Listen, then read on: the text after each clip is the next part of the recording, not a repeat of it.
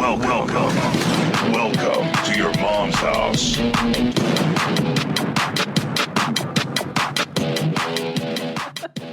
Welcome to another episode of Your Mom's House. Sitting in with me, as always, is my lovely co-host, Christina.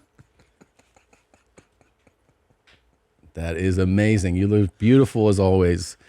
And joining us today for the first time, long overdue, is a comedian whose his epic special endeavor that which we're going to get into is out on YouTube. The Domino Effect 4 Pins and Needles is streaming now on YouTube. It is Ali Siddiq, everybody. Let him hear it. What's good, people? And you can get tickets for his shows at alisiddiq.com. Real quick before I forget, we just announced doing Boston TD Garden on February 14th, Valentine's Day of next year. And then we announced February 22nd, I'll be at the Moody Center here in Austin, Texas. And also coming up in the next week or so, I will be in Las Vegas September 7th, Vancouver September 13th, and Denver at Ball Arena on September 14th. More 2025 dates will be announced soon. Tickets for those are at tomsegura.com/tour. Now, I have to tell you something, man. I was alluding to this before. I met you when we did Ari's show. Yes, sir. And I was there for, I think I was walking around and I just heard like Mexicans got on Boost today. And I was like, what the fuck? And I laughed I was like, this guy's hilarious. And I thought you were very funny. And I keep up with like, you see like, oh, this guy's on the road. Or someone will be like, oh, I just saw Ali. How's he doing? And you're like, that's cool. He's doing well. Great. And then I know you're coming in and I'm like, they gave me like, he's been working on this, this self-released streaming thing for his specials. And I go, oh, like, what is it? And they're like, it's part 4 of, I think will be 6. And I go, wait, what? And then they're like, yeah, it's like a series of specials. And so I go, oh, okay. And they go, the latest one came out in June, I think. Yeah, Father's Day. Okay, it came out Father's Day. It's almost at 3 million views. You're combined already at 25 million plus for what you put out. And I was like, what? And I look at this latest one, and first thing I notice is it's an hour 56, and I go, it's fucking 2 hours long, and I'm like, what is? Because when you watch specials, a lot of times you're like, this motherfucker should have cut this shit down. Like a lot of 1 hour specials, you're like, this should be a 40-minute special. Yeah. And I'm watching yours, and I'm like, dude, it's unbelievable. It really is one of the best things I've seen in a long time. It is like, it's poignant, at times somber, hilarious, and I think most of all, it is vivid. Like it's vivid storytelling. And I mean, I love to tell stories, and the reason I love to tell stories is because I love to watch storytellers and hear storytellers. But this thing, I mean, it's so good. I really can't recommend it enough. And I guess what I would recommend is probably start with part 1, right? I started with the one that had just come out, so I don't even know about the. Oh, because you can jump in on part 4 and it just opens and you're like, it's what I love too is that good storytellers don't panic. That's I always tell when people go, how do you tell a good story? Like when they ask me about storytelling, I'm like, there's like the comics who are just like joke guys. Sometimes they have like a moment of silence. They're like, and they start acting like they can't sit on silence. And storytellers like use silence, So this part 4 starts very quiet, and there's like this buildup, but it pulls you in. It's like it's very like you lean forward, and then it eventually turns to a joke, and like you just put together as I'm watching it. That, I mean, yeah, because it starts with the prison number. Like you start getting into the number and how your number's like your identification, how you've heard it a million times and said it a million times.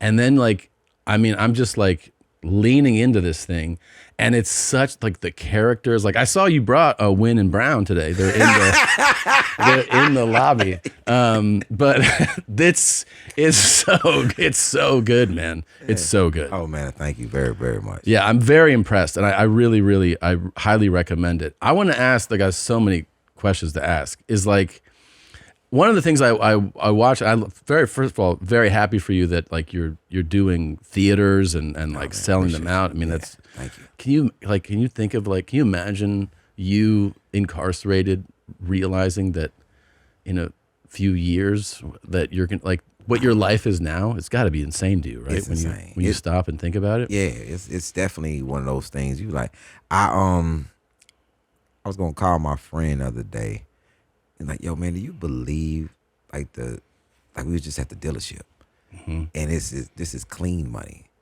Right? This is clean money, and me and him was locked up together, and I'm like, yo, I met him at the dealership because he's getting ready to buy a Porsche, and I walked in, I'm like, which one you getting? Because I was thinking about grabbing me something. Yeah. And I'm like, yo, this is for real. Like it's one of those things that I would have never thought that I can buy something very expensive on a Tuesday and be totally fine. And you don't sweat it. It doesn't affect your lifestyle, and you know that you're gonna go out on the weekend and recoup whatever you spent. Do you know why I didn't buy that Porsche? And it's why I haven't bought a Porsche yet. Why? Because I get spooked by things. And I remember I was out the country again, having a good time, and David Arnold texted me on Instagram. He was like, yo, I thought I had your number in my phone. It's my number, call me. And I was like, well, I'll call him when I get back, from vacation. Yeah. Knowing better than that. Knowing I should just call right then, because I know I get spooked. Then I got back and David Arnold had passed. And he had just, like, I literally saw him on Instagram. He had just bought this beautiful burgundy Porsche. And, like, in the middle of he's celebrating his victory, I'm going to go buy this Porsche, and then he passed. Yeah. And I was like, man, I'm not going to get no Porsche. I'm cool.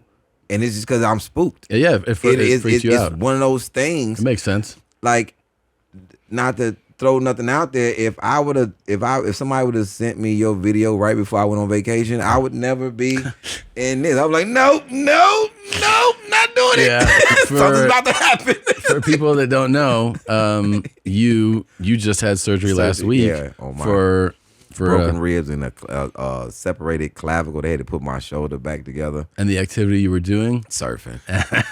Now, was this a first time? No. You've been surfing before? Yeah, I surfed before. I was done, and I was walking out. And by the way, it's always when you're done. I was done too, dude. I was done. I was like, I'm good. And they're like, you got it. Do one more. That's how that shit happens. Done. I'm walking out. My son says, like, he's right in front of me. My son said, Dad, look. This is how big the wave was. I turned around and I was like, oh, okay, that's the wave. I couldn't even get nowhere. And it just crashed down on me and slammed me into the sand, right? So my arm, I never would have thought that I would have got like road rat. That's from a wave crashing on This you. is the sand. Like it's sand blasted my arm. Like, and I've gotten color back now. It was so pink. It was crazy. So they had to open up my whole shoulder to put it back. And they had this thing called My Chart where they send you your stuff. My doctor looked older on there, so I trusted him. Mm-hmm. Yeah. I was like, yo, he's done this 1,000 times. Yeah. Doctor. I didn't really see him. He said I met him before surgery, but the anesthesiologists, they are very sneaky people. It's like, yo, can you count backwards from 10? I was like 10, and I never even thought of 9. Yeah. Like 9. Yeah. It's amazing. It never came into my mind. Yeah. 9. Like, so I met him, I guess, during that time. And when he walked in, he said, man, hey. The first thing he said, this is why I knew he was too hip. He was like, yo, love your Travis Scotts. Do you want to know what I did to you? I'm like, wait a minute, he's a sneakerhead? I'm like, no, I don't need a sneakerhead doctor. So he's telling me all the stuff that he had to do. Who do you like more, Drake, Kendrick? What you feeling right now? And you're like, what the fuck? You're 70. But he's like a young kid. Yeah. He's a young dude. So he tells me all what he did. I had to put a rope and pin it and put it in a figure 8, and then I put some cadaver tendons in there. Oh, Jesus. And after he said all that, I said, was it a black cadaver? Ali, that's some racist shit. I'm just asking. I think we heal a little different. different. Yeah. Let it be a tough white guy. Yeah. That was it. Give me a tough white guy's shit. Is it like Cushion? Like Yeah. Cushion came back very fast. Yeah. Dude, so when you got hit, you obviously know immediately you're fucked up. Oh, it's like when the wave hit me, right? I heard it's like somebody crunched up a bag of chips. Yeah. And I was like, oh, my neck is definitely broke. Like in my mind, I was thinking, oh, my neck is definitely broken. So I tumbled, right? And the first thing in my mind is like, yo, my son is out here. So if it messed me up, it had to affect my son, right? And how old is he? 13. I have two, 130, 113. So I'm looking for him, and as I'm looking, I notice that one arm is moving and one arm is not. And I'm like, oh, I don't even want to look at it. I can't move my arm. I don't want to look at it. So I'm looking for my son. And my son is literally standing in safety, like, hey, what's going on with you, guy? Like, what's the deal? And I looked at him like, Hassan. I was like, come on. I can't move. He said, I'm running up this hill, right? I'm 50, man. Been in prison for 6 years. Been in the streets since I was 10. I'm a pretty rugged dude, man. When I came up, because you had to come up the beach, had to come up over the sand. My mom, my aunt, and my sister were in a canopy, just relaxing. Mm-hmm. And me and my mom locked eyes. And I'm still like at least 30, 40 yards away from her. Yeah. We locked eyes, and I just looked at her like, and she's looking like, what? I'm like, Yeah. I'm like 7 years old now. I need to get to, because man, my body was on fire. Like something was, I knew something was wrong inside. Shock response inside of you, yeah. But my big thing was I couldn't move my arm. So this guy's like, first of all, Mexican people are very tough. Very, very, very tough people. Yeah. So they got me. This man took his shirt off, ripped it, and tied my arm in a thing, and they got the wheelchair, they bring it up, and he tells me, he said, hey man, this is not that bad. You're gonna be okay. I used to be a bull rider. This happens all the time. I'm like, yo, this is a different sport. Yeah, man. It's a whole different sport. I'm like, I don't care nothing about your bull riding expectations. Yo, bro. Then I hated that they rolled me through the resort. Yeah. Hey man, go around back. Take me around the back. You ain't gotta take me in front of everybody. Yeah. They rolled me right through the resort. Yeah. Everybody looking. Full display. People with Martinez like, what happened to you? I'm like, it's like I'm like this. No pictures. Like, yo, it was. And did they take you straight to a hospital? Straight to the. They had a ambulance outside, right? Wow. And a Cabo in Mexico, the ambulance, in Cabo, they're a little different from regular ambulance. This is like a Prius. It said St. Luke's on the side. I was it wasn't even no ambulance person. It was just a regular person. Yeah. Like he like hospital, whatever he said. I'm like, man, who called you? Like this, but he's legit because it say the hospital name on the side on the thing. I'm like, wow. Yeah, this is an Uber, man. Like, I want medical shit. You have no patches on or nothing. And then did you do the operation there? No, I did the X-rays and everything there. They didn't even know my ribs were broke there. They just was really focused on my shoulder. Shit. And so I get back, get X-rays, and then they said, well, you're going to have an MRI because we need to really get into the shoulder. But just in case you don't know, I'll never forget this lady named Sandy. She said, where's most of your pain at? And I was like in my back and right up under my arm. So I was talking. I'm like, in my back and up under my arm. She was like, okay, you want to see your X-rays? I remember they never showed you X-rays. I'm 50. They never showed you X-rays growing up. Now they love plastering them in front of you. Everybody, yeah. And she like screens like this too. They're like, big screens. Yeah. And she's like, oh, you see all them black spots? I say, yeah. Those are breaks in your ribs. Like you've broken 5 and you've broken 6. I'm like, oh, okay. And your sternum is severely sprained. Like you have a really bad bruise in your sternum. And I'm like, oh, that's what that is. And I said, and I know I'm smart. I know I'm intelligent, but when you're in pain, you just say weird things. Yeah. I said, why is it hurting my back? And she said, the ribs kind of like wrap around like all your important things. It's like, oh, you're right. You're right. You're correct. Wait, you have the sand scar here, but this shoulder is the one that's broken. No, this is. This is the broken. Yeah, this is. And then is this side sensitive too? No, nothing. Okay. This side is good. This is my new. I had a sling that I had the original sling. Right, their sling in Mexico was pretty good. Yeah, because it kind of crisscrossed and held me up. So then after the surgery, they gave me another sling. Right, so I've been on the road. So all this has been happening in 3 weeks. Right, so I left Mexico, came back. Didn't know my ribs were broke. I flew to Salt Lake City to do Wise Guys. Jesus. Having no idea that my ribs are broken. Jesus. Come back, find out my ribs are broken. I said, well, that's the reason why I haven't been able to sleep. I get it. So then I come back, I do Omaha.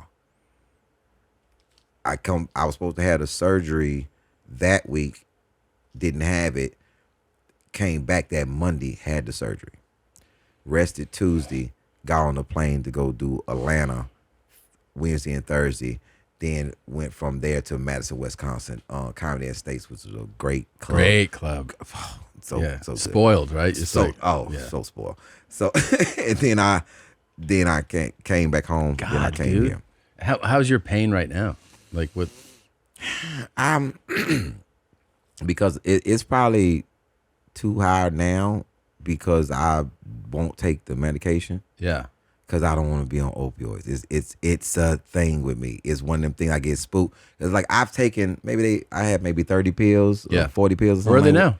In the backpack. That's cool. Bring them out. But let's fucking see what they look like. I only have taken like 4 this whole time. And when I was in Mexico, oh man, Mexico has everything. A phenomenal system. Yeah. Because when he came in and brought me the prescription, you're gonna need anti-inflammatories and painkillers. Cool. I said, what did I get to fill that? He said, I'll take that. Be right back. Then walked out and came right back with the medication. Yeah. I was like, it's incredible. oh, okay. You can just walk in and be like, I want this. And they're like, okay. Yeah. Yeah. And so I was taking that for a little bit. And then I was like, nah, I'm cool on these pills, man. So I just, after the surgery, I've taken maybe 2 pills after the surgery and 2 pills before. I can't do it. I think it's better off, man. I had unless you're in excruciating pain. A nerve blocker. First, this was the scariest experience because my arm was totally dead. Like they just shut my arm off. Yeah. All the nerves, right? They do a sonogram, put right in your nerve. And then I'm trying to go to the restroom. So I set my arm on my chair. I took the sling off because I'm going to take a shower. I set my chair. And I'm like, okay, it'll be fine.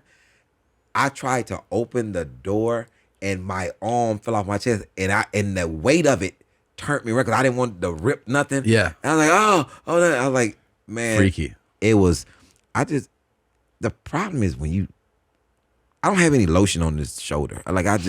This bothers me so. It's like I get lotion on my shoulder. And I was in the restaurant. I came in, went to the restroom, and I'm like, yo, this is like a 7-minute trip. We should have been in and out. This is like 7 minutes now. Hey everyone, with the football season kicking off, it's the perfect time to dive into the action with our partners at DraftKings, the #1 place to bet on touchdowns. And right now, all new customers who bet $5 will instantly get $250 in bonus bets, plus get 1 month of NFL Plus Premium. That's something we can all celebrate. Download the DraftKings Sportsbook app and sign up using my promo code MOM. The crown is yours. Stay in on the action and use your $250 in bonus bets to bet anytime touchdowns on DraftKings. DraftKings is the place to bet touchdowns. If sports betting is not yet available in your state, don't worry. You can still join in on all the fun with DraftKings Daily Fantasy and have the shot to win cash prizes. Download the DraftKings Sportsbook app now. New customers use my promo code MOM and bet just $5 on any wager and get $250 in bonus bets instantly. That's promo code MOM only at DraftKings Sportsbook. I know, it's like these things when they happen, I think also like at our age, it does remind you of like your mortality. It does humble you. It does make you like grateful for, you're like, yeah, I take all this shit for granted, like moving around normally and stuff. You know what I mean? Like so spooked. it spooks you out too. And since the surgery, they'll tell you, well, you got to do this because you develop a blood clot or whatever. So as I'm performing, just had the surgery Wednesday or Thursday, my friend Beat King passed. And they say it's from a blood clot. Mm-hmm. This just came out his leg up to his heart. Woo, woo, woo. He doing the interview, shortness of breath. I'm on stage and my breath gets short and my this tightens up on me really bad. But I keep forgetting my ribs are broken. Yeah. And it's nothing they can do. They got to heal on their own. Yeah, that's the crazy thing about ribs. They're just like, just take rest, walk around. You're fine. And he said, as long as it's not puncturing your lungs, and then they give you these things. To shatter your ribs, you know what it would take? You're gonna be fine. It would take a lot. Your ribs are really, really sturdy. It would take a car to run into you to shatter your ribs. I'm like, Jesus. Well, ma'am, the wave did a pretty good job. Yeah. He was like, but you gotta understand, it's a wave, and I don't know how big it was, but the wave water is a force. Yeah. So I'm breathing, it tightened up in my back, and my mind is like, you have a blood clot. You're about to die. Oh, it freaks you in out. front of all these people. And I'm like, just let me make it through this story. Just let me make it to the end of the story. Yeah. So you ever think about, do you ever follow that when an NFL quarterbacks get their ribs fucked up and bruised or broken, and then they're like, yeah, just put on this rib protector and go play. You're like, what the fuck? With a defensive end just flying at them, and you're like, you're good with this? And they're like, I guess. I think football players are a totally different animal. Yeah. Rugby, right? Rugby to me is way harder than just professional football. It's a crazy sport. Because you run into people a lot, Yeah. but I don't think you run into them as much as football, but no pads. there's no pads. Yeah. And this is how I grew up playing football with no pads, but I was young. Yeah. When they gave me pads, I was like a insane person. Yeah. I can hit you with all this and I don't have to hurt myself. Yeah. Oh. But football players are different. Ronnie Lott is like a real football player. Just cut it off, put it in the cooler, sew it back on after the game. I'm like, just missing that pinky. I was like, nah, Ronnie. They're like, it got caught in someone's helmet, and he just was like, cut that shit off. I'm like, nah, Ronnie. Nah, I'm done. Yeah. Send me to the locker room and shoot me up with everything. And he played in the era where they were like, when you were like, hey, protect the player, they were like, protect the player. They're like, what are you talking about? I'm just going to put the crown of my head into his chest plate and see if I live and he lives. Every play was like a paralysis play, clotheslining people. And remember you used to look at football and nobody had teeth. Yeah. Yeah. So we go out there. I'm like, he has no mouth. Yeah, their equipment sucked too compared to what they have today. Those guys had sandpaper in their shoulders. Nothing, man. Hey, put my shirt in. Put me on 2 shirts and put my pads on. Absolute animals. Could you imagine playing the leather helmet era? Who was that guy? Jack Tatum? Yeah. Was that his name? Was it Tatum? Look him up. Is it this dude? Yeah. Dude, Jack Tatum. Oh. Look at that face, man. That's not a... Oh, he played for them. He played for the Raiders. And that's the nicest he's ever looked in a photo, too. That's him smiling. Yeah, that's a smile for Jack Tatum. Yeah. They're like, oh, you look great, man. Yeah, you look like a friendly guy today. This dude's a lunatic. Man. All those guys. Atwater was crazy. Atwater was totally crazy. Dick Butkus, you see him? He's Dick Butkus was insane. Total crazy person. Yeah, I mean, in his playing days, yeah, dude, this guy...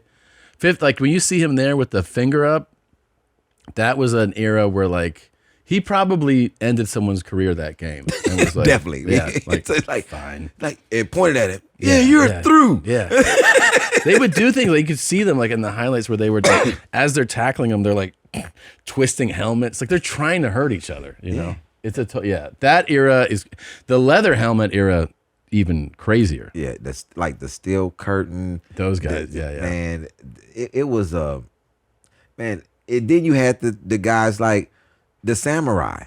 You know, yeah. I know. There's there are just different men. Yeah, right. Like so like that era, that in that time, it was a samurai or some warrior, and like or the Colosseum people in Rome. Yes. They're like, yeah, it was fucking lions are coming at you or whatever, and then it evolves. Today, it's probably the craziest person is probably an MMA fighter, right? Like the UFC guys, they're fucking out of their minds. Yeah. Fighting into the, close to the death. Yeah, definitely. Getting close. elbows to the fucking face, and then they're like, I'm gonna kick you as hard as I can in your face several times. And you like, oh, okay. and then I mean, like, half the highlights that I watch from UFC, you're like, part of you is like, oh man, this guy's so skilled. His training is obviously, he's super dedicated, he's super disciplined, but the brutality of it, he's like seeing a dude take a knee to the face and just, and there's fucking, I mean, it's just, and he has severe brain damage after that. Like, I'm glad his mouth was closed when he did it, because that tongue is gone. It's gone, yeah. It's done. And then they put him on a mic, and he's like, I just want one more shot. And you're like, fuck, man. I just want to do it one more time. Yeah, rematch. I think that this is pretty close. Like, comedy with me is pretty close to that. Like, I don't think nothing has ever stopped me from getting on stage. Yeah. Yeah, the big guy out there has set me on a chair because my ankle is fractured and I'm still on stage. Yeah. Or I have 104 fever and I'm still going. I'm like, yo, Dre, just get me to the stage. Once I get to the stage, it's some sort of medicine for me. Yeah. Like, the only reason I tell people what's going on with the arm, because they won't let me get around it. They want to hear the story about it. Of course. I would get on stage and totally talk about something else. Yeah. I was on Joy Diaz's podcast. I had just broken my hand in a brawl in Houston in a comedy club, right? And the people that was at the brawl was like, yo, we see why, like, he was okay in prison. Like, we really can see it now. Like, regardless of the stories, like, no, we really see how he was. Mm-hmm. And my shoulder got dislocated. I broke my hand. And when I get there, right, I'm emergency room. So they come in, they keep asking me about my thumb. Like, it's clear that these fingers are smashed down, but they keep asking me about my thumb. Like, I said, man, nothing's wrong with my thumb. And he was like, can you move your thumb? I'm like, yeah, I can move my thumb. He's like, sir, you can move your thumb. I'm like, yes. So the man put the x-rays up of my hand. He says, you should not be able to move your thumb. Your thumb is broken in like 4 places. And like, oh, okay, I never knew nothing wrong with my thumb. But my thumb was broken for like a month prior to that. Whoa. And it was insane. And yeah. I had no idea. I thought I jammed it real bad, but I didn't know it was broken at the base, right? So I get to the hand specialist. Hand specialist comes in, he's like, I hear that you can move your thumb. And I'm like, yes, I can move my thumb. Yeah. He's like, you shouldn't be able to move your thumb. Like, I'm dead. He's like, regardless of what you saying, you should not be able to move your thumb. Another specialist came in because he wanted him to see it. He was like, he said he can move his thumb. And I'm like, yo, I can move the thumb. Do a thumb war. Like, you want to do I declare war because I'm ready. Yeah. It's like, sir, your thumb is crazy. So they put my hand back together so you can see my thumb is in perfectly working condition. It's these fingers that slump down. Yeah. That's crazy. Like, I think they were so focused on my thumb that they didn't fix these right, but they did a good job though. But Jesus, it's like you can see. Was the brawl like during a show or after? Yeah, it was crazy. Recently, semi-recently? Nah, it was. Let's see. We're gonna say 2020. Oh yeah, that's not that long ago though. It was before the pandemic. So you're just doing doing show? Doing a show, and this guy comes to the stage, And I had just asked, I said, yo, it was some guys sitting at a table, like 6. Yeah. I mean, it's a room. This is not a comedy club. It's just, I said, hey, man, some ladies standing up. Y'all should just let them sit down. Be boy, girl, boy, girl. And dude said, you better go on with that. I'm like, what are you talking about? I'm not saying anything that's not proper. Like, so the dude walk up to the stage, I mean, I'll slap you. And I was like, what? I said, I just want to know, what am I supposed to be doing when you're slapping me? Like, what am I supposed to be doing? Is this a movie? I'm supposed to just be doing like this while you slapping me? I said, man, go sit down for something happened to you, bro. Go on, sit down. You heard what I said? I'll slap you. And I said, not with that hairline you won't. And everybody started laughing. And I'm laughing too. So I turned this way. When I turned back, I don't know if he sat there and just doing this, trying to get all the spit in his mouth he could. But when he spit at me, it was like a glob. And I couldn't move at the time. I'm like, that.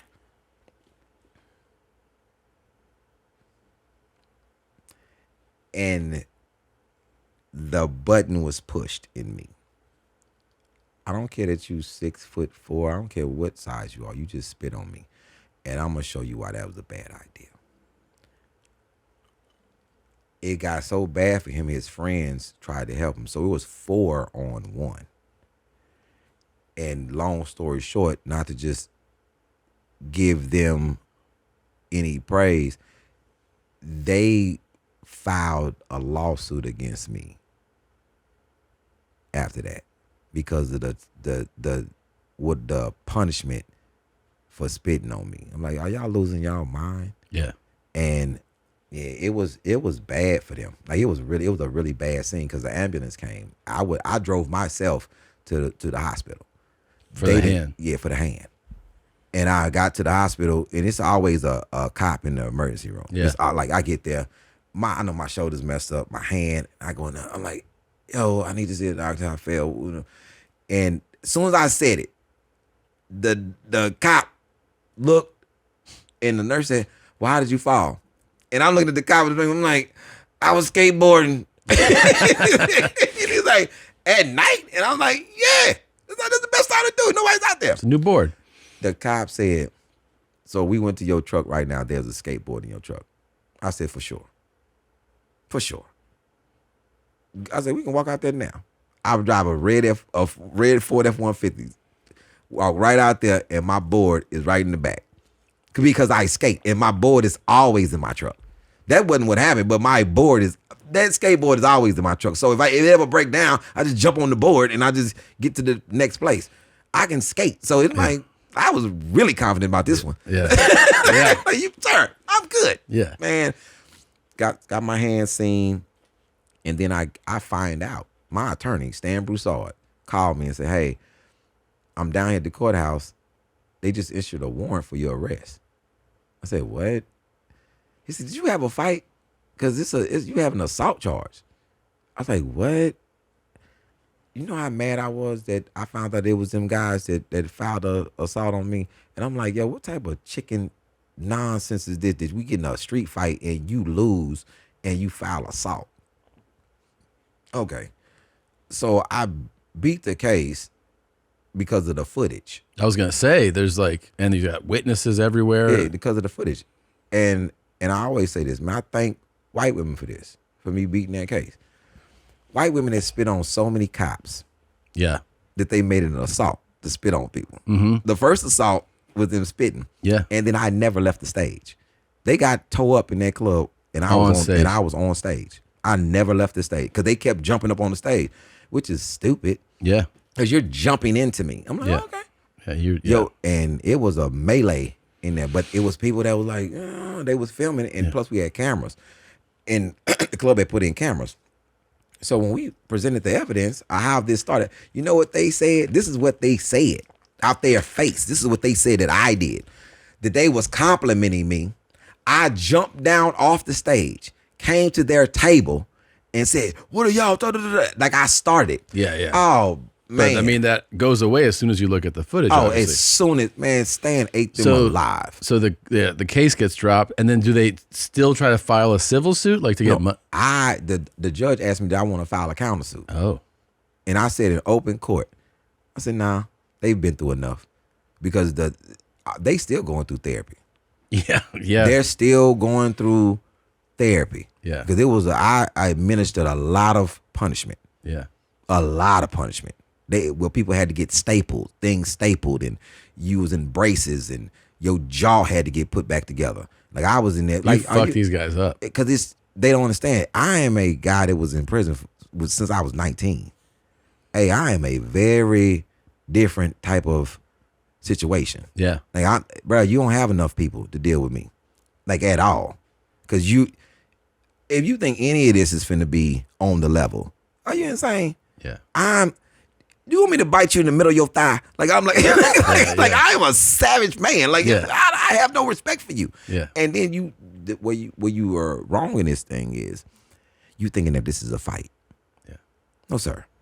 Because you trying to do something to me, sir, I'm doing my best to make sure that you're not breathing anymore. Like I'm doing my absolute best. Yeah. And you're going, bruh, I don't even understand quit. I don't even, if I would have saw them on a stretcher getting put in, I would have ran them over with my truck. Yeah. Like, I'm like, yo, I'm so upset that because I'm 50, I've never started a fight in my life. I've never started a fight. Mm-hmm. Been in a lot of them, never started one. And that Napoleon complex bullcrap, yo, okay, so what happened was you saw that you were bigger than me, and then you thought that because you were bigger than me, that you were going to dominate me. How is that me having a Napoleon complex? Yeah.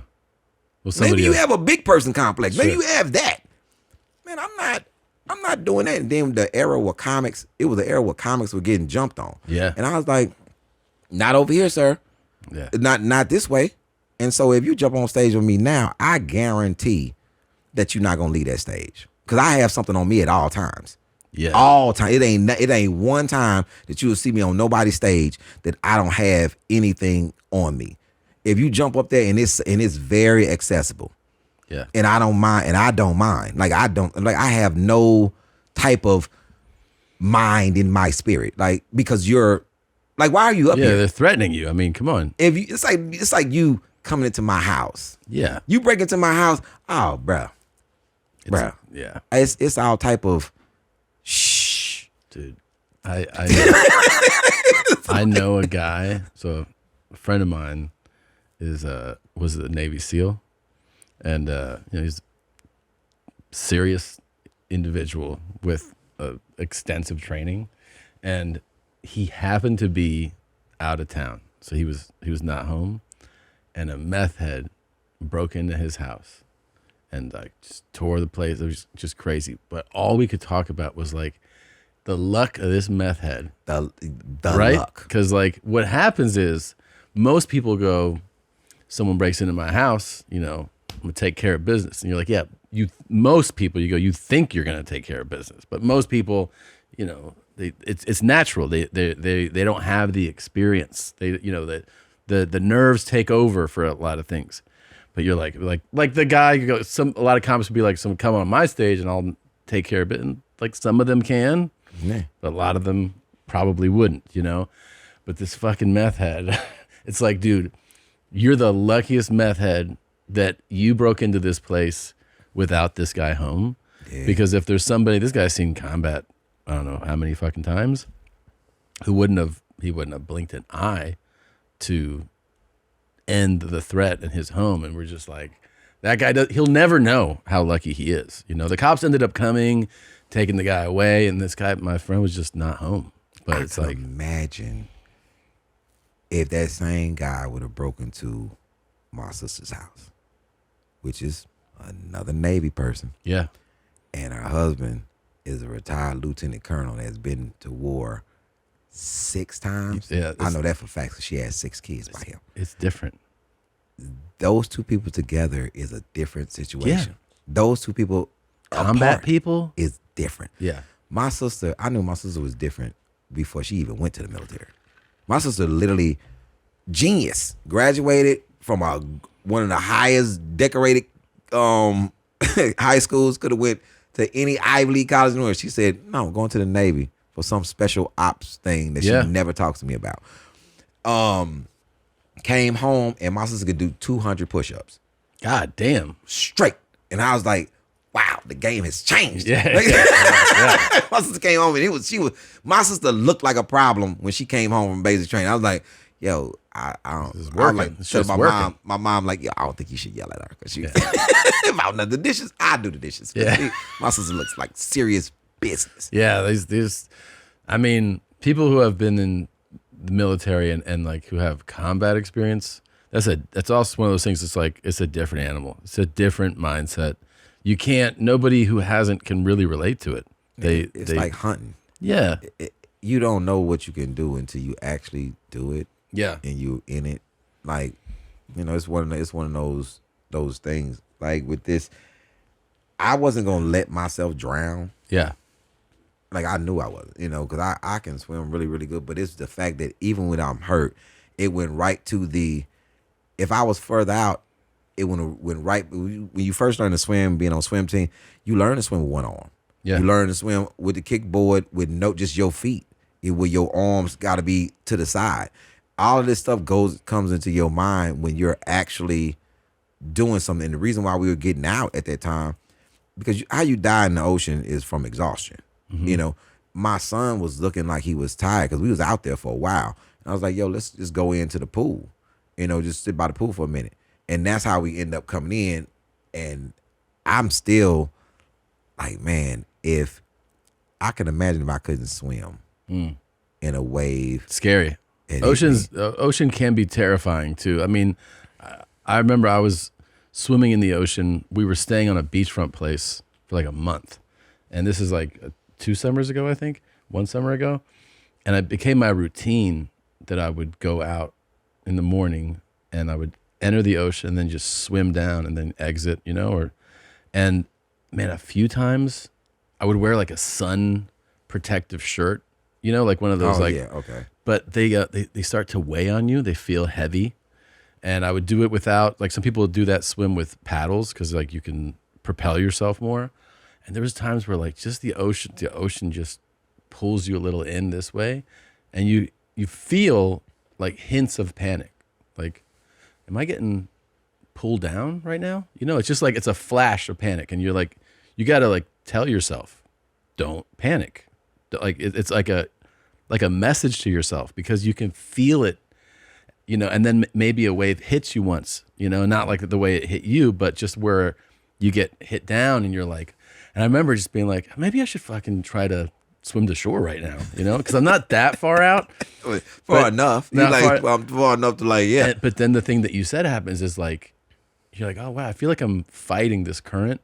And then your fatigue starts to raise. So you're like, oh. So then you have to coach yourself like, hey, don't exhaust yourself to try to fight this current right now. All this is happening at the same time, And I remember a couple times finishing that swim and getting out and being like, maybe I should go with someone. Like maybe I should like bring a fucking friend to do this. Because you were freestyling, right? Yeah. But like you kind of get out and you're like, you look back at the ocean and you're like, I wasn't out that crazy far. I wasn't doing something so crazy. But you realize how vulnerable you are to whatever the fuck happens there. And being alone is how people lose their life or get in big trouble there. Just point of reference. Wrong stroke for the ocean. Yeah. Breaststroke. I always breaststroke in the ocean. Breaststroke. Yeah, that'll calm you. That'll always calm you because it's you're going kind of like with the current. Right. And when you the thing what throws you off is when you see how far you are and like I don't think I was that far out. Yeah. And like your what is it called? Distance, radius, like have your range of distance. You like, I don't think. But when you breaststroking, it's like you can control it. Like you see everything. Mm-hmm. Freestyling is in the ocean. Oh, sorry. I was breaststroke. I thought you meant you were breaststroking. Yes, I was breaststroke. You were definitely in panic mode. Yeah, I was panicking. Yeah, you was panicking. I was panicking. Because if you can see and you up and down the current, but it's your shirt, it's all these things. If something would have touched you, you'd have fucking lost it. Yeah. No, it was happening. Seaweed on your feet. Now you stroking real hard. You like, yo, man, because my son is like, yo, Dad, look at that stingray. Stingray's jumping out of the water, right? Yeah. He's like, And this is his mind. He thought this was cool. Yeah. So we out, stingrays are jumping. And he said, Dad, look at those stingrays. Sharks have to be out there because the stingrays are jumping out the water. I'm like, yeah, let's go in though. Like, what you mean sharks have to be out there? Yeah, Because he's into all that. He He's loves like, it. yo, they are jumping because sharks. I say, son, they're not that far away from us. Yeah. Like, yeah, they're not. And by the way, they can get here real quick. And whatever's chasing them, Yeah. we're right. Son, there's no floor here. Yeah. There's no, I can look. And I made him keep his goggles on. And I said, man, I want you to be, can you look under the water? Can you look? He's like, not really. I said, so, man, stop saying shark shit. Yeah. Stop saying shark shit out there. Just chill with the Let's shark. go do some sand shit right now. What was I going to? I wanted to ask you this because before we it wraps up, when did it occur to you to embark on this epic thing that you're doing in stand up? Of I'm going to do multi-part, long form. Like, how did the idea come to you? We did Domino Effect, had a great response. This is part one. Part one. And so just so I get does part one? I'm assuming is this like childhood, like building? Okay, so it starts it is in 1983. Okay. when I'm 10. Okay. And so when we finished with the first one, people start asking me, yo, what happened after that? I was like, what? It's like what happened? Like, you stopped at a certain point. Like, what happened? I'm like, oh, okay. So we did 2. And 2 got a huge response because 2 is different. Like, when you look at all 4 together, but 2 is different. 2 is like, I still say, man, I should have won an Emmy for 2. I should have won for 4. Oh, I believe you. I would. From what I saw, I mean, it really is. It's captivating. It's fantastic. When you're doing 2, do you go, I'm gonna do, like, you already know 3, 4, or is this? I know 3 or 4 coming. You know they're coming because I'm stopping at a certain point because I know that this needs to be in 3. Okay. So 3 is my favorite. Okay. It is absolutely my favorite. I watched 3 recently, and it's one of these things I can't really watch myself, but 3 is so funny to me because where I was at, and 3 can give people an understanding about why I was so juvenile and Mexican got on boots. Yeah. Like, yeah. Because now you can see the connection. Like, okay, he's definitely oblivious to what's going on. That's why he was so oblivious when they said, Mexican on boots. Like, he's not connected yet. Like, I remember when I first heard it. It's so funny, dude. none of it. that basically, like, just to give some insight, that obviously there's all these like words and terms and expressions that mean nothing to a civilian, right? And so when you're first in and somebody says something as seemingly benign as Mexicans got on boots, and you're like, the fuck is that supposed to mean? Everybody here has on boots. Yeah, and then you're like, you learn that means something very significant. Yes, this is something that you actually need to know. Yeah. And this is observation. Yeah. Like, I thought my observation was keen when I was on the street, but this really made me different. That's why 3 is called the first day of school. Because everything I've learned in the streets, everything I've learned in the home, this is where all of these things gonna have to merge, and I'm gonna have to apply these skills. All of it to survive. Like, to survive. Like, this is a I don't have to try to figure out who's the danger. Everybody is the danger outside of myself. Yeah. And how I respond to things and how I prepare for things in here is based upon how I'm living here for my 15 years that I'm in here. Yeah. So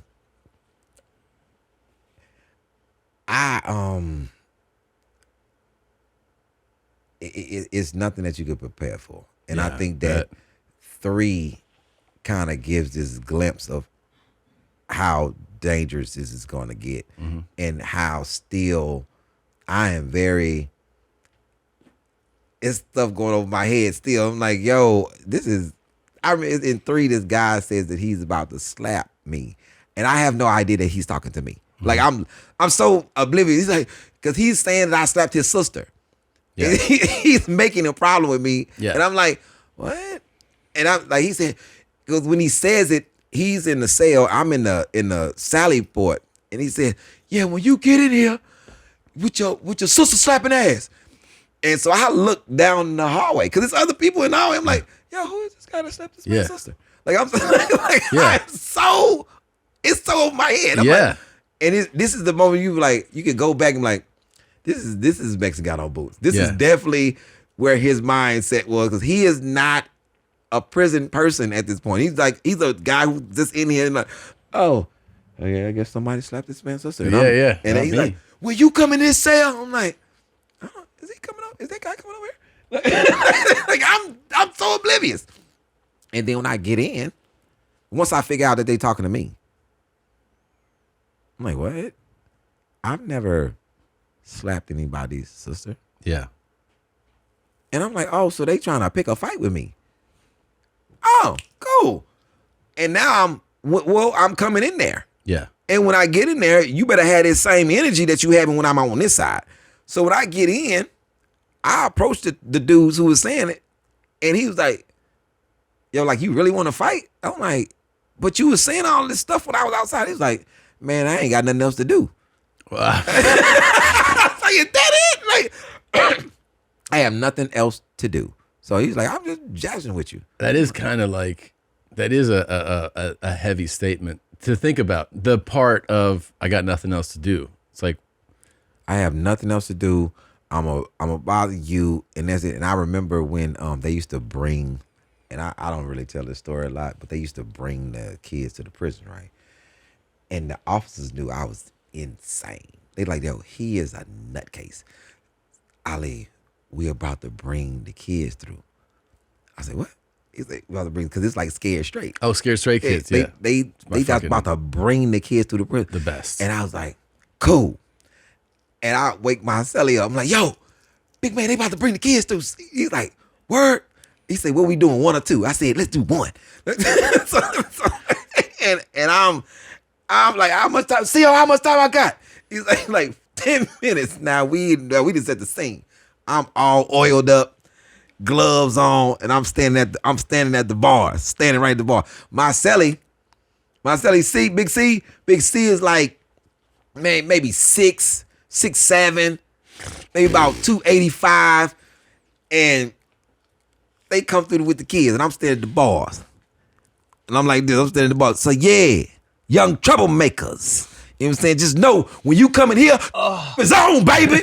You know what I'm saying? You know what I'm saying? Yeah, I'm taking everything. And I'm at these bars, greased up, and this huge dude is in the back with the sheets pulled up, talking about, and he'll do it, and he'll do it. Them kids is like, oh my goodness, it's the little one taking the big one. Oh shit. Them kids like, yo, I don't. You would see them go down, and they do not want, because they got to walk the whole run. They don't want to come back, and I'm standing at them bars. See it, but we laughing. But you also changed some kids' lives with that. You know what I mean? You laughed, but they left. They're like, I'm gonna start going to school. I'm gonna start doing my shit. I'm like, oh, me and Steve was like, maybe we doing 1 or 2. I'm like, if we are insane. There's nothing better than Scared Straight. Oh my goodness. The original. Yeah, the original was crazy. The original. There's an original. Yeah, that the was original. Like, the one I saw. Yeah, the one. Yeah, and then there was one other one that aired one time that I became obsessed with, which was Scared Straight 99. And then there was other shit after that was bullshit. But 99 was the dude who said that he was gonna eat your salad. That dude, who the guy who was like, he was like, hold my pocket, and made the kids walk holding the pocket. Those guys, dude, when he was telling some kid to apologize, and he was like, and as he was saying apologize, he was spitting, like incidental spit, not like, but like, you know, when someone talks fast and spit.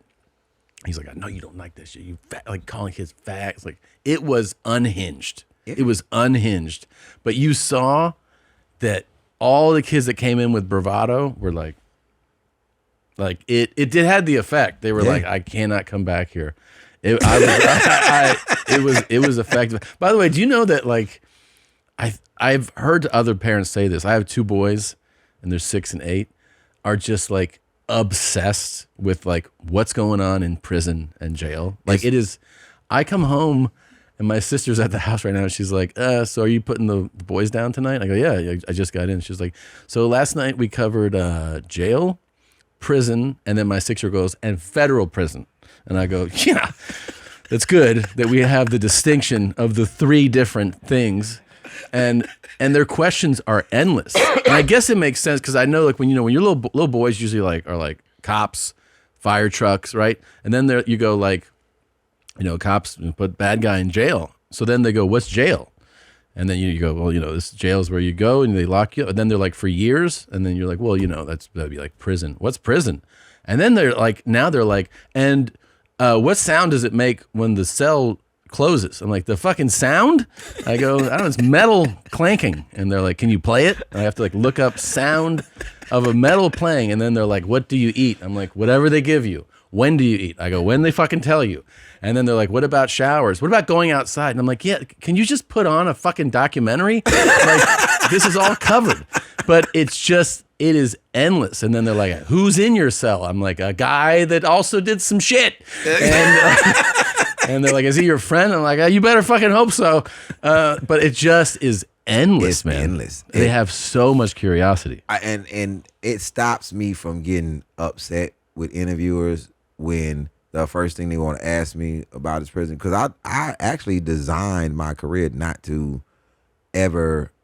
I never talked about prison until Mexicano Boots. Yeah, I'd been doing stand up for like 17 years. At that point, yeah, wow. I'd been doing stand up since 1998. Wow, really December '97, but it turned '98. I got out on October 21st of 1997.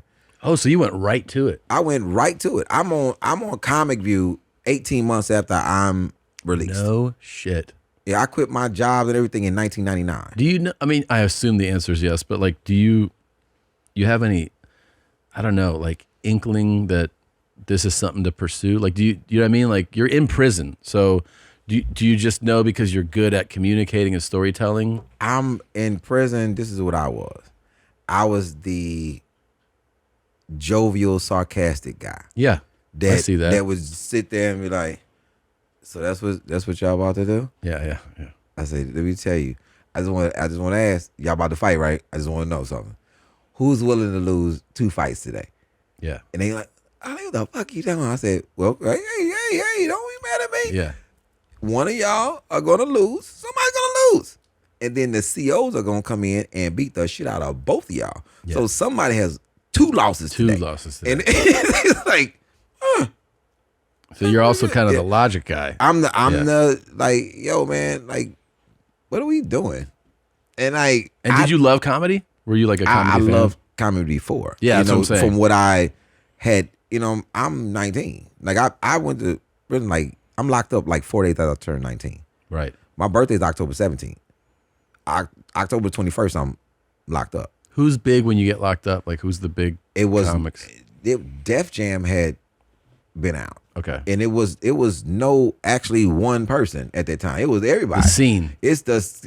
I'm comedy from like Carol Burnett, and like I'm watching all of them growing up. Yeah. Cause like when people say my first introduction to comedy was this. My first introduction to comedy was fucking Carol Burnett. I wasn't listening to no Richard Pryor album at that time. No. She was fantastic. She's fantastic. Yeah. Police Academy. Yeah. All of the Airplane. Yeah. Like all this shit is hysterical to me as a kid. Yeah. So I'm not, I found Richard Pryor. The first thing I ever listened to from Richard Pryor was Blacksmith. That was the album that my dad had, right? But I had also heard Don Rickles. I had also heard a Red Fox album. I had heard a lot of things. And Sammy Davis Jr. was on the Jeffersons, and I knew he was a entertainer. He was a comic, a dancer. So it was a lot of people that was funny to me, but the storytelling ability comes from my family. Yeah. I've always, this is how you learn things. This is how you get told stories. This is what you get before punishment. And that was the worst, to get a story right before you finna get spanking. Yeah. So let me tell you why this is this. I don't give a damn. Let me amuse you real quick, and then I'll hurt you. You're like, okay. My grandmother, you know something? Let me tell you why. Yeah. You want to know why I whoop your ass? Yeah. Because 19, shit. What was it? 42, 43? Like. I don't. So I have to get a documentary. My ass up. So this was the thing. So telling a story just comes from my family. The series comes from people asking what happened next. Yeah. I don't want to tip because you haven't seen 2. I know. I haven't seen anything but 4. 2.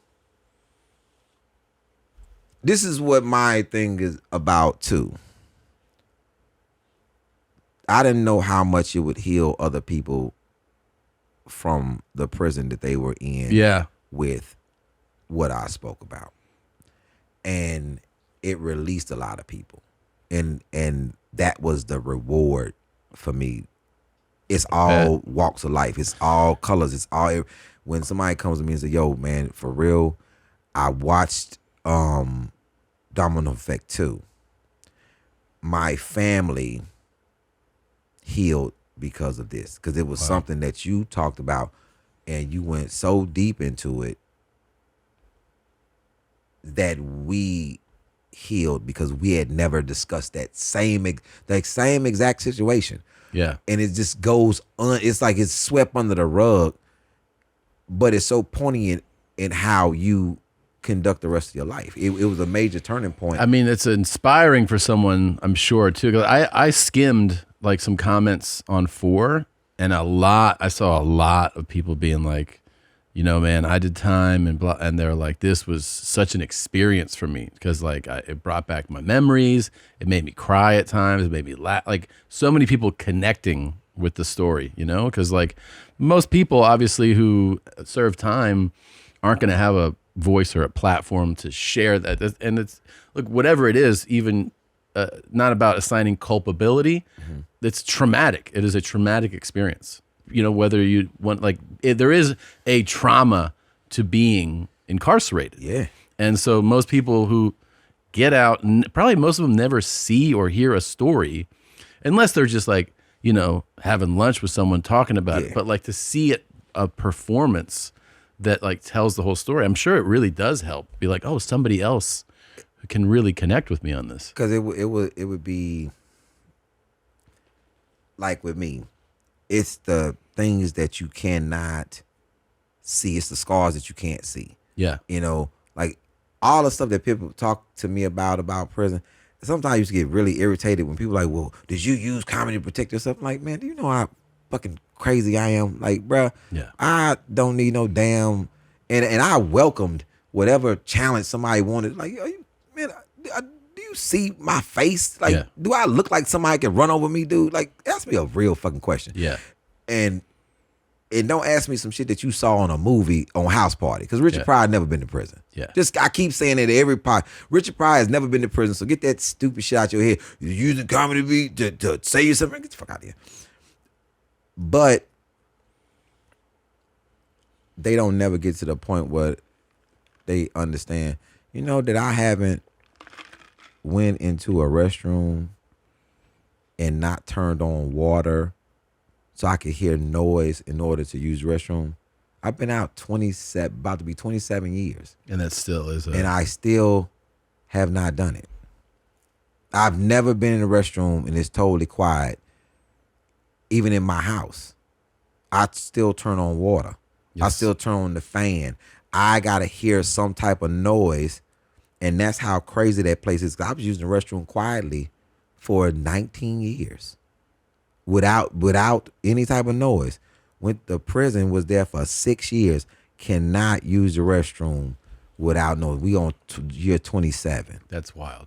That's the unhidden, those are the hidden scars. Yeah. Like the hidden scars is like, man, if you in front of me talking crazy, I'm not saying nothing to you because I am plotting your death. Yeah. Because I'm like, what are we doing? I haven't even thought about a fight. Yeah, because I know in this place I never thought about it. Yeah. Cause I'm like, yo, this is all life flight shit. Like nothing registers to me the same. It's like going to war, coming back. Yo, you wanna get your ass whooped. them people on the side of the street that be wanting to do your windows. Yeah. Some of them are veterans. Yeah. It's disheartening that a lot of our veterans are on the street. Yeah. You know what I'm saying? Homeless. Our homeless population it's a lot of veterans in there. A lot. I've seen somebody get their ass towed up disrespecting that man at the thing. He just said, man, I want to wash your window. And that person flipped out and have grabbed them out of the car and mangling them, not even punching them, just slamming them around in their window. And I was like, crazy. Yeah. Here go $10, bro. Yeah. Remember my face. Yeah. Psycho man. I'm a good guy. I want to keep talking. I have to pee really bad. Okay, so let me just thing. go do that. I'll be right back. You're Texan, right? Yeah, Houston. Mm-hmm. You still live there? Yeah, I still live right down the street. Really? 2 hours. It's not bad, right? Yeah, man. I'm never moving from here. Like, we was a gym that nobody knew about. I know, right? That we was like, yo, and I think people don't understand how segregated the cities are. Yeah. Like, we like, well, Austin, like fucking Houston. I don't give a fuck about Austin. Yeah. Never have. Super. Yeah. It's like Austin. Houston's a wild place to me. Yeah. Like, that's a wild city. Big as fuck. I don't think some people don't understand like how bumping Houston is. Yeah, Houston is insane. It's an insane city. You could live there. I could never like see you ever. Oh yeah, And 100%. This city is very manageable. You know what I mean? Like, it's Austin is very manageable. Austin, San Antonio, easy to get around. Very easy. Houston is so big that it's places that are Houston that put you 45 minutes away from Austin. Wow. It's still Houston. Yeah, there's like feelings you get in certain cities where you're like, at times you feel like overwhelmed by like the city. And I've felt that in Houston at times where I'm like, it's just like, holy shit. Like, LA, I lived in LA 19 years. And at times you're just like, man, this is you're just so spread out, so massive. You drive an hour and you're still, you moved 6 miles. And that's kind of like Houston kind of feels like to me too. The reason why LA is like that, because LA people can't drive like at fucking all. Like, I don't understand the type of space that they put in between cars. Like, in the rule book, it say like one car. It's like 14 cars, and like, which makes it. I'm like, I'll be in here like, yo, this traffic. It's not traffic. It's no traffic. Cars. The LA conditions you too to shit, because cities will condition you like any environment. And like in New York, it's funny because you're in New York, and someone's like, hey, meet me for lunch down here. And you're like, all right. And you just walk out of your hotel and you walk 20 blocks without thinking about it. You're just like, oh yeah, I'm on 41st. And you just kind of keep walking. And in LA, you realize it infects your brain. They're like, meet me on the next block. And you get in your car.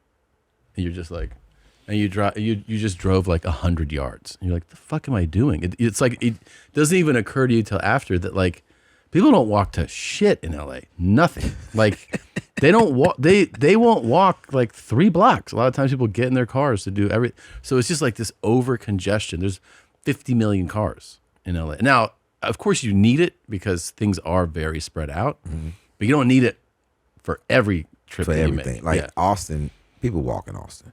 It's a walking city It's for It's sure. a walking city. People ride bikes here.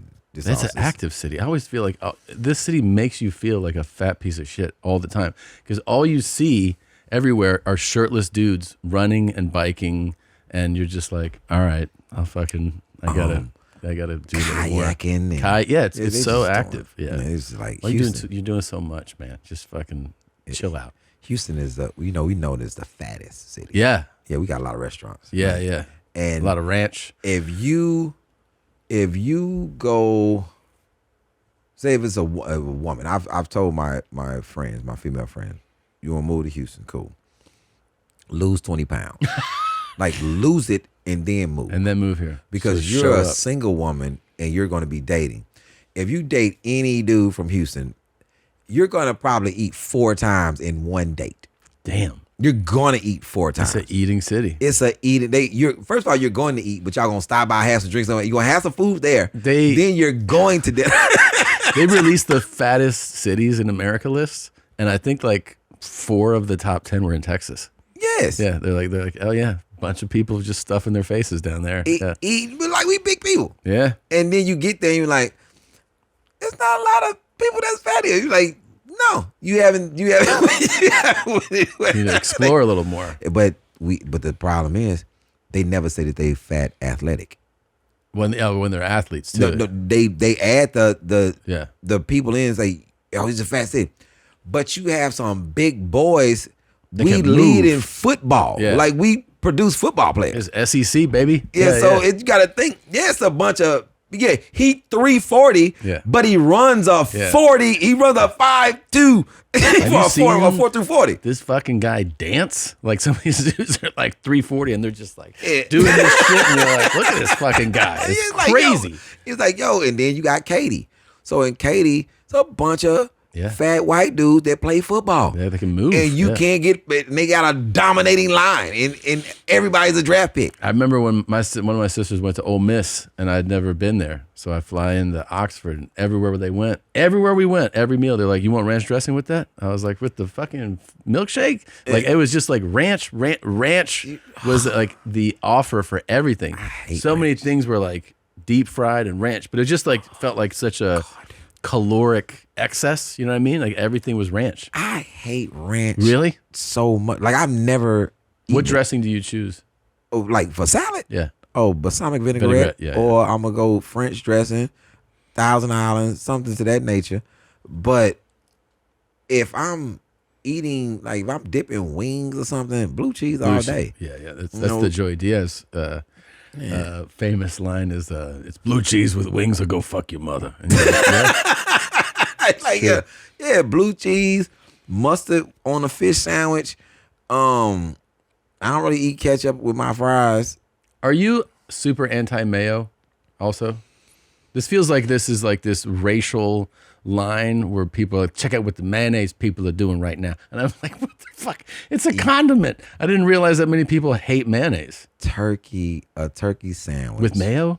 With mayo. It has to be. Okay, thank you. That's all I wanted to hear. Why would you not put mayo on a turkey? I've heard people just be like, it's like this descriptor thing where it's like, but let me guess, you like mayo? And you're like, I mean, yeah, on certain things. On a turkey sandwich, for sure. Fantastic. Or a roasted chicken breast sandwich, you got mayo. Mayo. Now, fried salami sandwich, mustard and mayo. Tuna sandwich, if you give me tuna sandwich and mustard and mayo not on there, you can keep that shit. Yeah. Like, where's the mayo? Like, I love it. So nothing's gonna lubricate this goddamn sandwich. We just and then I never had like the French style. It's essentially Thousand Island. Thousand Island is basically ketchup and mayo. Yes. And that for like French fries. After I had that, I was like, this is the fucking greatest. Oh man, let me tell decadent. You, we do food here. Like Texas, we do food. Austin has a pretty good. It's a good food scene. Pretty good food scene here. Yeah, I mean they can find a lot of shit. And if you can't find a restaurant, we got a truck for you. Yeah, that's right. Got a truck village. Like, it's it's street food. It's like, man, this like being in Korea. When I was in Korea, it's like a lot of street food, a lot of places to eat. I'm like, yo, this is the fucking best. Do you have a favorite cuisine? Is there something that like you're drawn to the most? Man, I eat a lot of food. Yeah, so a lot of West Indian food, a lot of Thai food, a lot of Asian. Like I eat a lot of food. Like my palate, like my children's palate, it's like a lot of food, a lot of vegetables, a lot of stuff. Like I don't even know. We eat more things than people even know exist. Yeah. Yeah, like we eat a lot, man. We eat a lot of things. Then I grow a lot of stuff. So you do grow a lot of stuff? Oh yeah, I was heavy. Always been heavy into gardening. So that's from my family. Like I was growing. Let me tell you, man. I hate it when the pandemic was over. Like I just hated it. It was so nice. It was, man. I didn't have to rely on anybody to tend my garden because I'm there and I'm just there. Now, I just got this new property, right? And the first thing I did, I started planting the food first.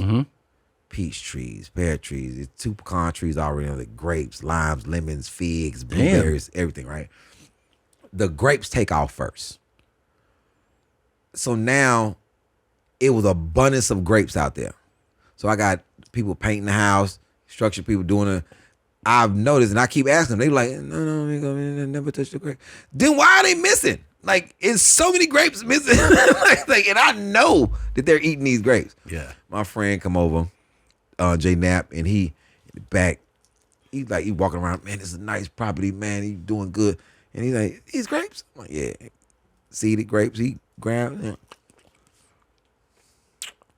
I walk around the front, I come back, he has a hand, like a bunch of grapes. He's like, yo, these are the best goddamn grapes I have. I'm like, I said, yeah, this you gonna be able to, people gonna be able to come over here and just get pears and peaches. And that's awesome. Grape. Like I'm into, I don't need no floral stuff outside. I need food.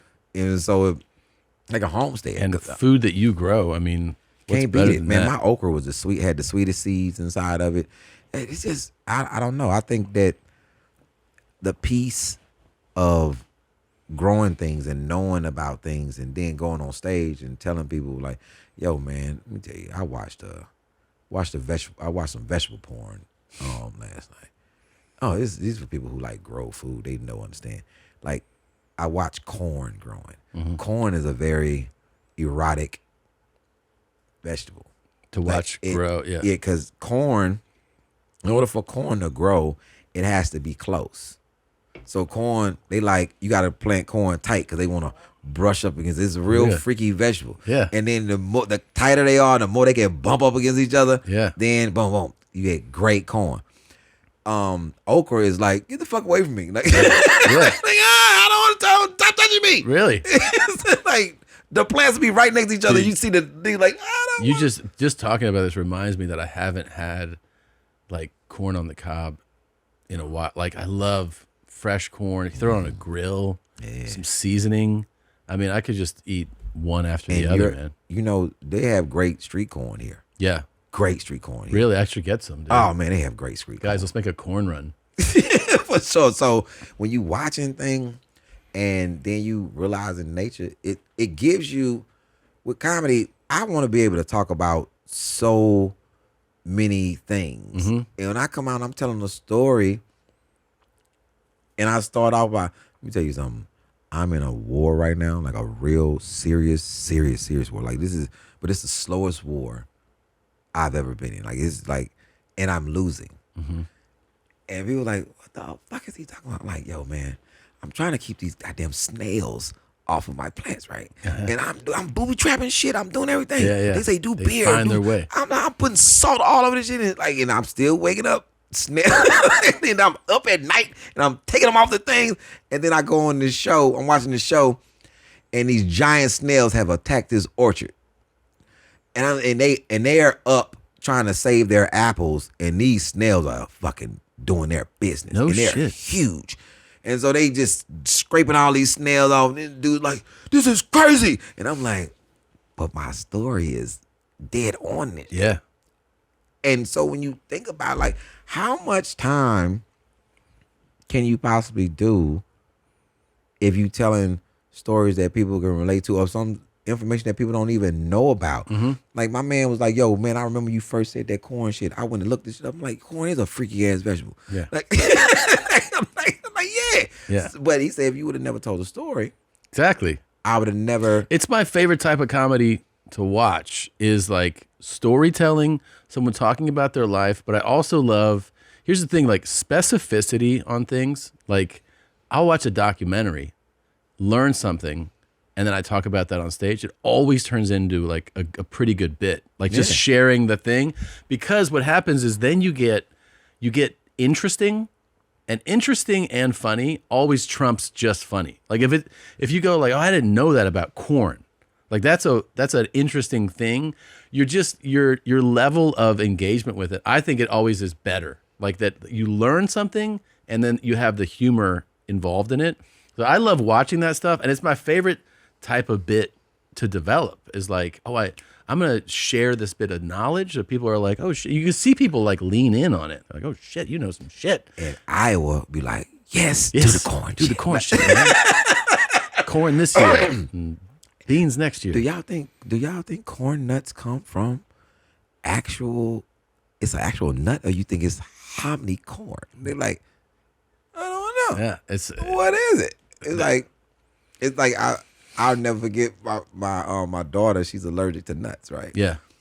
And I'm eating corn nuts, and she's like, Dad, can I have some? So I put them on him. I'm like, no, Yeah. don't give her nuts. I'm like, I want you to educate yourself that this is corn. Yeah. This is not an actual nut, but it says corn nuts on it. I'm like, never ever heard of hominy. See, those are I don't know. That's the kind of stuff that I fucking love, dude. I love that. And this is an educated person. I think when people think they're educated, you're not educated on everything. Of course not. You're just educated on the shit you know. I was at a dinner, and there was like this guy is like some type of, I forget what level engineer, like some nuclear engineer. And I go, oh, Jesus Christ. It's at this dinner table. I go, so I guess you're definitely the smartest guy here. And he goes, only about one thing. And I go, what? He goes, I mean, I'm smart about nuclear engineering, but that's it. And I go, oh, that's kind of, he's like, yeah, so that's my expertise. I don't know everything else. Like, like if you're like, whoever knows nuclear engineering, stand up. He goes, that's me. But he goes, that's it. That's where my brain is. If you asking, well, if you put ketchup in, what is that? I don't know. Ketchup? More ketchup? Light ketchup light? He doesn't know shit. Yeah. And I think I love it. It was obviously a humble, modest thing to do, but there's a kernel of truth to it too. It's like the guy is saying, like, a lot of times you go like, oh, this guy's he's a mathematician or whatever, and you're like, you're the smartest guy. He's like, yeah, about math. About math. Yeah. And I'm like, yo, I'm pretty good at math and chemistry. Mm-hmm. Yeah, I'm damn good. I was a street pharmaceutical rep. I know both systems. I know business. I know economics. I know both systems. Like I know what an ounce can turn into. Like it, and I know how to bring something from nothing. Like, I lost it.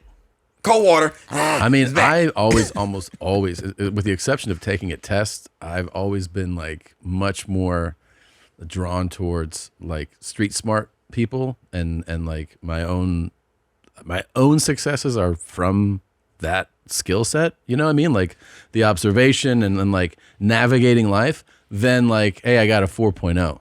I'm like, yeah, I didn't get a fucking 3.0. I didn't get a fucking 2.0. So it's like books and everything. Of course, there's a lot to be learned, but there's a lot of different types of intelligence. And I think that's one of the major things that intelligent people know, that there's different levels of intelligence. Of course. People who think they're intelligent, like, no, I'm the smartest. Like, yo, I get it. You have recorded a lot of things in your head. Mm-hmm. But have you ever started something from absolutely nothing? Yeah. With no type of, you reading, man, it's like this. If my grandfather can build a house from scratch, he can build a house from scratch. You ever went to engineering school? No. You ever went to No. You ever did? No. Never did anything. How you know how to build his house? From practice. Yeah, from 50 years of building houses. Yeah, like, what? How do you think that you're smarter than this person? Like, when people, you have people in my family that in this time, and it sounds crazy. Like, I remember this guy thought this was like he was insulting me. Damn, your grandfather had a 5th grade education. Well, damn, he couldn't read for a fucking 100 years. Did you know that, right? Like, it's not. My grandfather is not 19. He's fucking 106. Yeah. You understand? Yeah. Like, no, he fucking had. Yes, he had a. I don't even know how he got to the 5th grade. Like, what was the grades? Like, who is this person? It's like that's on the 5th grade to him was everybody in the room, like Little House on the Prairie. Yeah. It's like, what you think? This man has never formally went to school. Of course. But everybody in the family, from his point on, going down, went to a college, right? Went to some university, went to school, went to formal school, and graduated. But still ask him for money. Right. He paved the way for all of your shit with no education, and you still ask him for money. Yeah. And you actually think that you smarter than him. Yeah. Who gives a shit about your paper and your degree? No, yeah. He's still the richest person in our whole entire family. Yeah. With a 5th grade education. Like, you can go to my grandfather and get a Susan B. Anderson, like when she was young. Like, I know her. Yeah. Like on the corner. Like, I know her. She's on the corner. I can't believe this, bro. Is your grandfather still alive? Nah, he passed. He passed. Jesus Christ. My grandmother, when she passed, she was 106. Fucking really? Yeah. God damn. I'm like, yo, these people live a long time, my family. Yeah, you have genetics, man. Yeah. You're going to be around. My mom is 70 now, and she's like, I'm not going to be here much longer. I'm like, okay. But all her brothers are going towards 80, 89 years old. I'm like, you still got old aunts. You still got a lot of people that's still alive. Dude, imagine if you lived 50 more years from right now. Wow. That's so fucking long. You're 50 now. Yeah. Imagine doubling your lifetime right now. It's like, it's so much time. It's a lot of time to hopefully do something. Shit, 50 Christ. more years? 50 more years? But I'll take him. I remember I used to say crazy things when I was younger. Like, man, 40 is the oldest shit, man. I know. We all did. 20 years. I don't even know fucking 40. Just, man, let me make it to 40, then I'm straight. Yeah. And then you get like 36, you got a house, you're like, no. Yeah, I want a little more of this life. So when it comes to parenting, I don't care if somebody's older than me or not. I've been having kids longer. Yeah. I've had children longer than you. Like, my oldest son is 30. My oldest daughter is 25. I had children longer than you. So you telling me your goofy ass parenting shit, I was like, oh, okay. Yeah. You do know I've been doing this a long ass time. Yeah. And my son's, I'm like, yeah, he's been parenting a long time. Yeah. Like, he's not an absentee parent. Like, he's been parenting a long time. So people that's older than me say, well, you need to do this. I'm like, okay, we'll see how that's going to work. I promise you it's not going to work. I bet my whole life that it's not going to work. A month later, man, that shit didn't work. I told you. Yeah. I fucking told you. But you think because you're older than me that you know about. I said, man, okay. I guarantee. I remember I told my friend, I said, hey, man, I know you think your daughter's cool and shit right now. She was like 8 or 9. I'm like, yo, by the time she's 12, this is going to be a demon's child. And I'm telling you. And it has nothing to do with your upbringing. Oh, man, her mom is this. I said, if you and her mom is ever at odds about something, if you better not show her. Yeah. Because I'm talking about that one tink in the armor. Oh, my goodness. Well, Ali, I don't believe. I'm like, okay. Daughter's this, go to private school, all that shit. Cool, I get it. Perfect. 14. He calls me. You fucking jinxed me. I'm like, how I jinx you? She snuck out the house. I say, bro, let me tell you something. You're fighting the hormone war. Yeah. What is that? Oh. The same war they equipped you with this. You know what I'm telling me what they equipped you with? Don't have sex because you're going to get a disease or you're going to get pregnant. Never has worked. Mm-mm. Never has worked in the history of saying the shit. Never works. So you got to learn hormones. You got to learn hormones and you have to rationalize with them. You have to let them see it. Hey, this is what, I'm not telling you what's going to happen. Have you ever had this happen before? Yeah, I kind of had that happen. This is 10 times worse than that. Yeah. Like, you have a friend that you don't talk to no more, right? Yeah. Her name is Samantha. Remember, Samantha was your best friend. You don't talk to Samantha no more. And then you cry for 2 days. And I said, now, that was just a friendship. Imagine giving Samantha your body. This is a male. Yeah. Giving a male person your body, and then they'll never speak to you again. My daughter was looking at me with the crushed face, like, why would that happen? It's called boys. Yeah. And he's like, oh shit. Then it registers to her like, I need to keep myself to myself because I don't want this to happen to me. Not at this stage. Like all that boyfriend, girlfriend shit, if that even becomes a thing, you're gonna lose your children faster than you ever thought possible. What's a good age for it to start, you think? They need to get into maturity. Like that 14, 15 shit, like, man, Too I'm young. like, yo, man, get the kids to 8. Have them focus on one thing.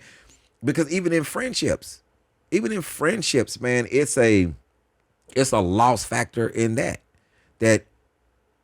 I don't think that people think these are little adults. No, they're not. These are people that's growing into adulthood, but their mentality and what they see and what they go through, it's like, man, it's a lot of fucking talking, man. It's a lot of being present in the moment.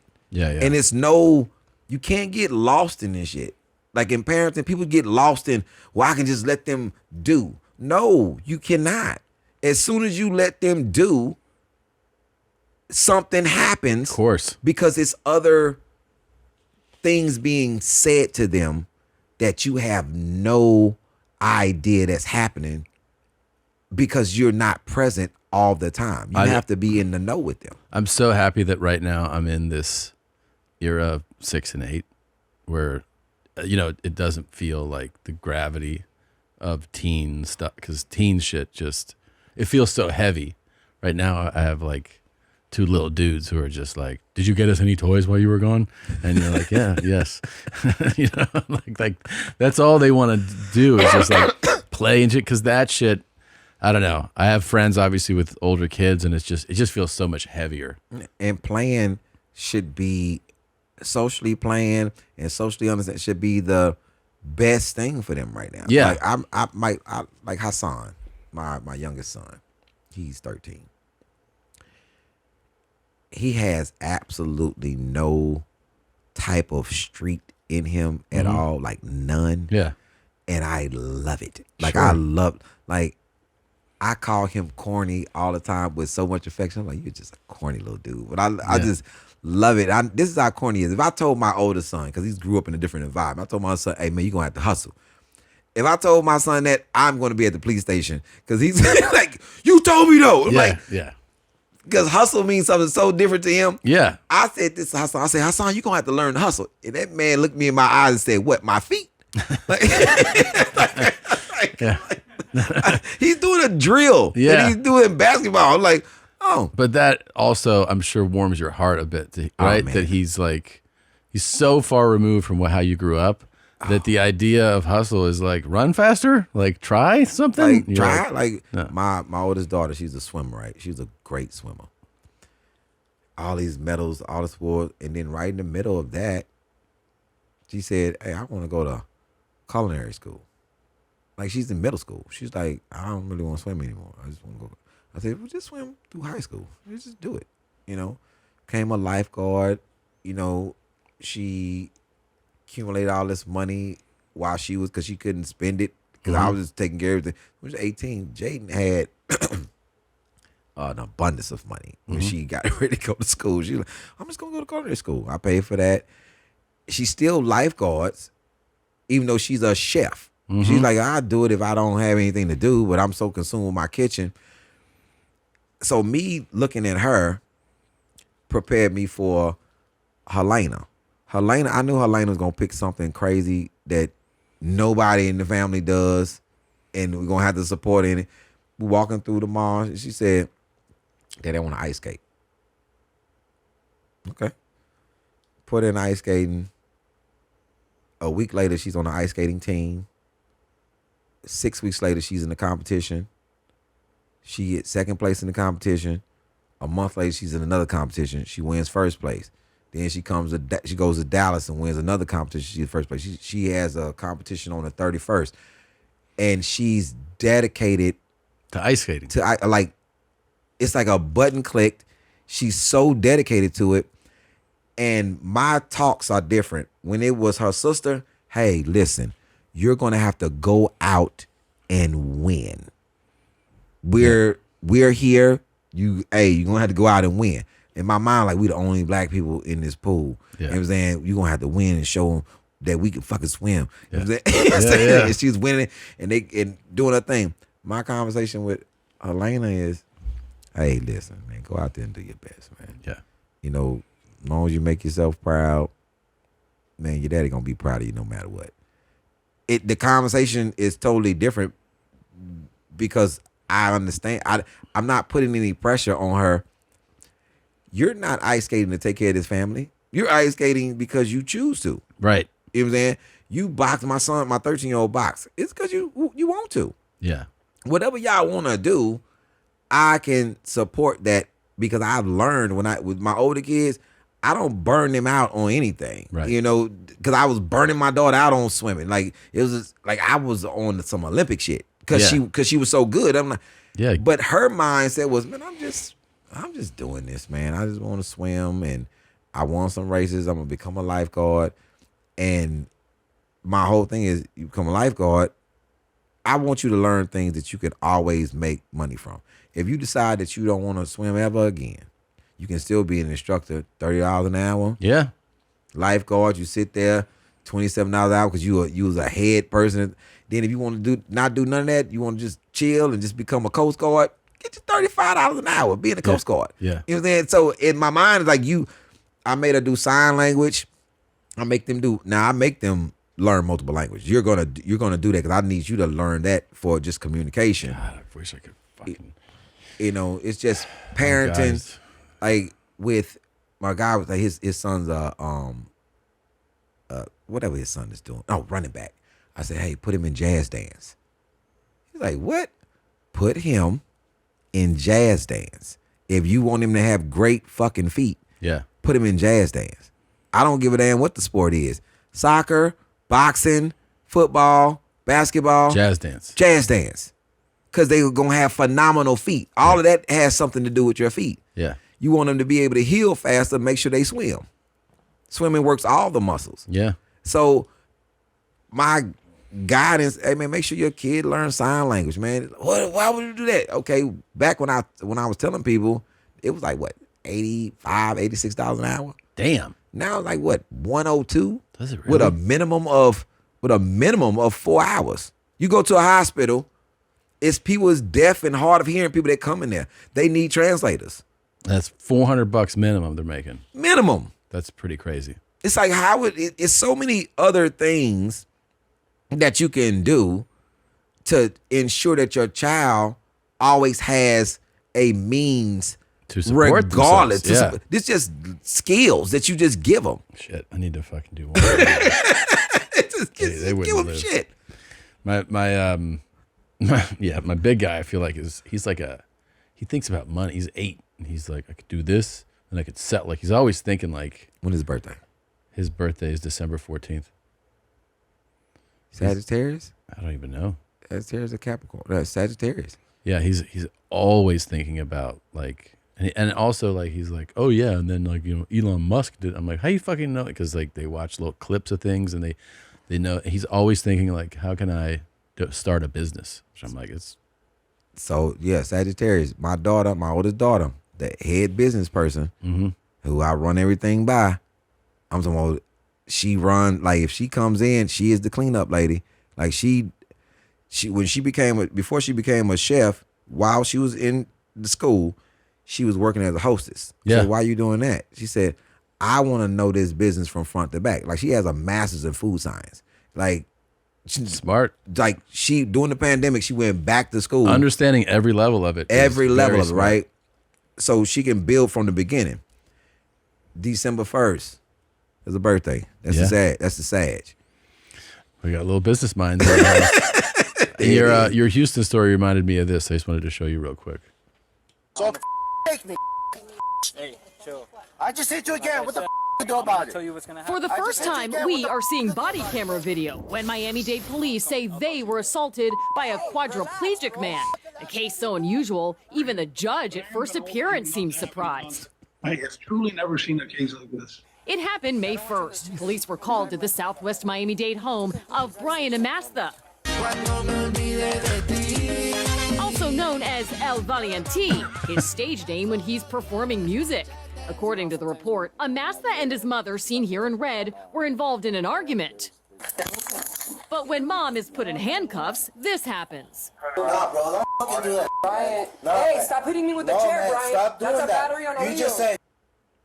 When we interviewed Amasa back then, he told us this. They claimed that I hit them with my wheelchair. Did you? I absolutely did not. The report stated that you spit at an officer. Right. So I suffer from acid reflux, so I normally spit, and I spat like the totally different direction. But this is the video. You want to listen or not?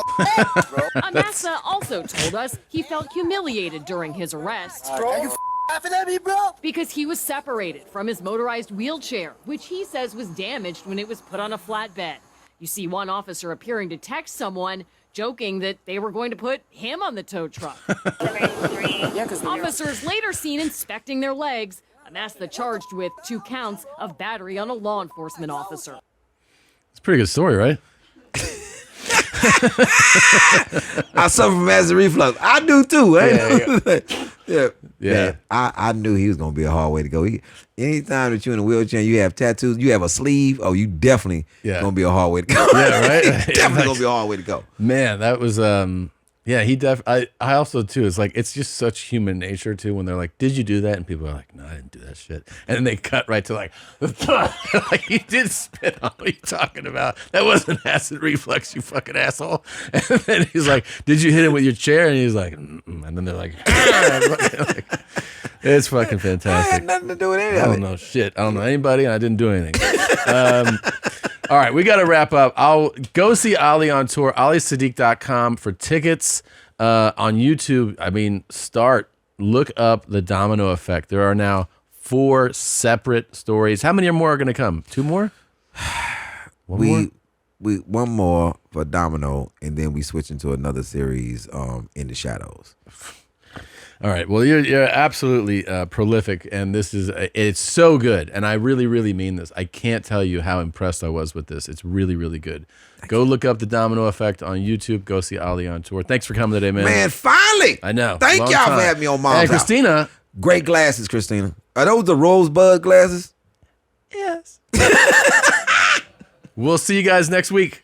Hey, what's good, everybody? It's not looking crazy here, but look, I just came on here real fast to say something to all of you guys. All of you guys really disrespected me yesterday by commenting in my comment section, Daddy, not going, and Daddy, chill. Bro, I already told you guys, that is real disrespectful when you guys tell me that, bro. Don't be commenting no Daddy, chill. Don't call me no not going. Stop telling me Daddy, chill. Stop commenting all that stuff under my post, you guys. I'm like women. Please, stop trying to make me look bad on this platform, you guys. Stop commenting Daddy under my post, you guys, please. Real disrespectful when you guys tell me that.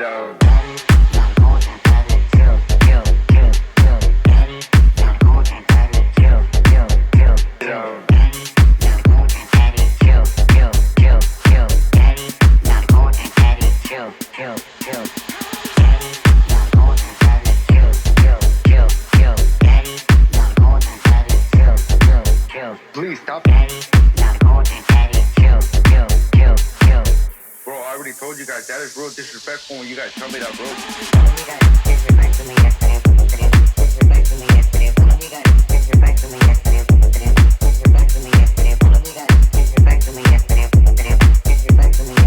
Don't be commenting no Daddy, chill. Don't call me no not going. Stop telling me Daddy, chill. Stop commenting all that stuff under my post. You guys are like women. Please stop trying to make me look bad on this platform. You guys stop commenting Daddy under my post. You guys, please. You just watched your mom's house. Did you like it? Then watch another one. Watch our clips. I don't know. Check it out. Try it out. If you didn't like it, look for other stuff. Maybe in the next video there's people getting hurt the way you like, or maybe gay dudes talking about dick stuff. I don't know. Try it out. Maybe there's always something for everybody. Just look in these cubes, squares, whatever.